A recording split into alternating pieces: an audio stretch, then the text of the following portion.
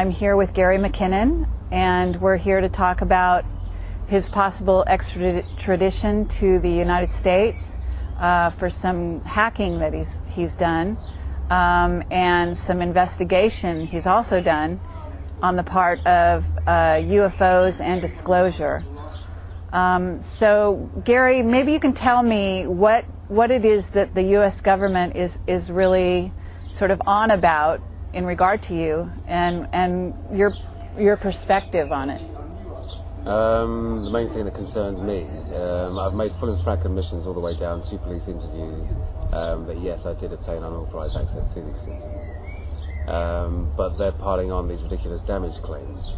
And I've since found out that for it to be worth a year in prison in America for an extradition case, it has to be worth at least $5,000 damage because it comes under cybercrime. So, as if by magic, lo and behold, every machine I was on, I'm accused of causing exactly $5,000 worth of damage to. So it's patently untrue. And in my opinion, and the opinion of others more well-informed than me, the pressure they're bringing to bear is more to do with where I've been and what I may have seen. Okay, so yeah, I found that very interesting that they were actually claiming damage, because my understanding is you were on a dial-up modem and that you didn't even download files. So how is it that you actually did any damage? They've got no explanation. I mean, they just claim it. And under this new extradition law, you don't have to provide any evidence, which is ridiculous. And also, it hasn't been signed on your side of the water. Congress, Senate hasn't ratified it, so at the moment it's a treaty with only one signature. Okay, and you had one hearing, and when was that exactly? The last one was, I think, in the middle of May or towards the end of May, I'm not sure. Uh-huh. And you have another one coming up in July, is that right? No hearing scheduled as yet. We've got till June the 21st to make representations to the Home Secretary, and then after which time he'll make his decision as to whether or not the extradition is allowable. And then if he decides that it is allowable, which I'm sure he will, then I can go in the appeals process.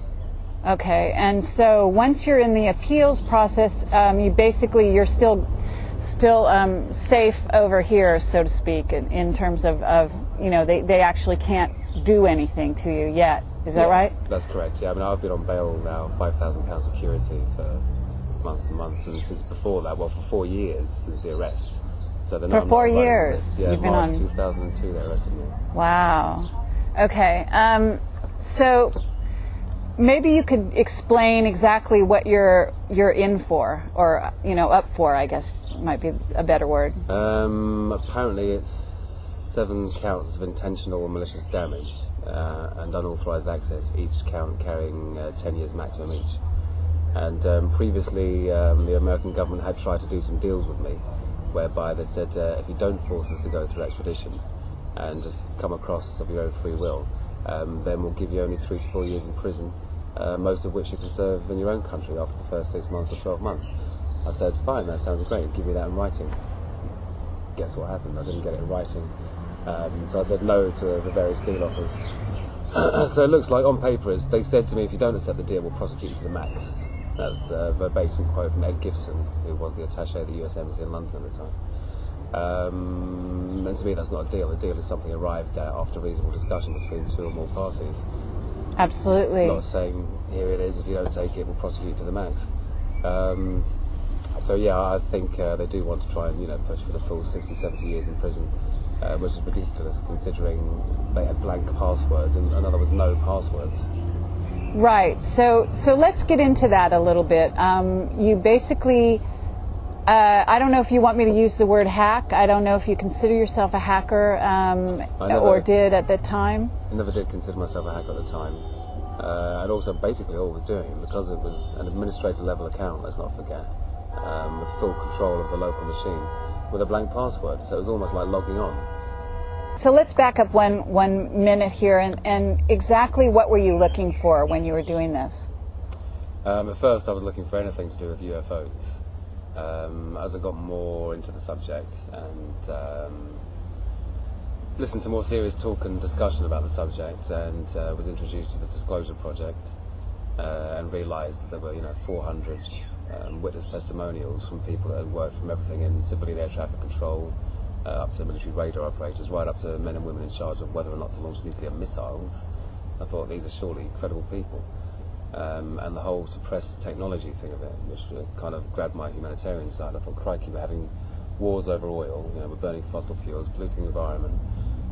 We have old age pensioners dying in Britain because they can't afford to heat themselves because the fuel bills are so high. So I thought, why on earth is this technology being sat on? I can see perhaps some of the arguments that may be forwarded, what if terrorists had free energy, or terrorists had anti-gravity, or what if terrorists had guns? Everything's dual use.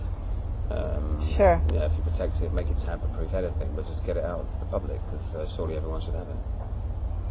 Okay, so, but as far as the hacker community, you said, I believe, in some of the things I read, that you came across a lot of other sort of interested parties that were investigating the same places you were, and were aware that they were blank passwords and were able to get into via the administrative sites. Is that right? Yeah. I mean, I would have been surprised if there wasn't anyone else, because it wasn't even really a hack to get into. It was just large-scale phishing for blank passwords. And some of these places, were pretty special places. They weren't places that you would think wouldn't have firewalls or blank passwords. And this was what year that you were involved in this? 2000, 2001. Mm-hmm. So it's not that long ago, so computer systems should have been, especially for government and military and NASA, you would think they would be covered.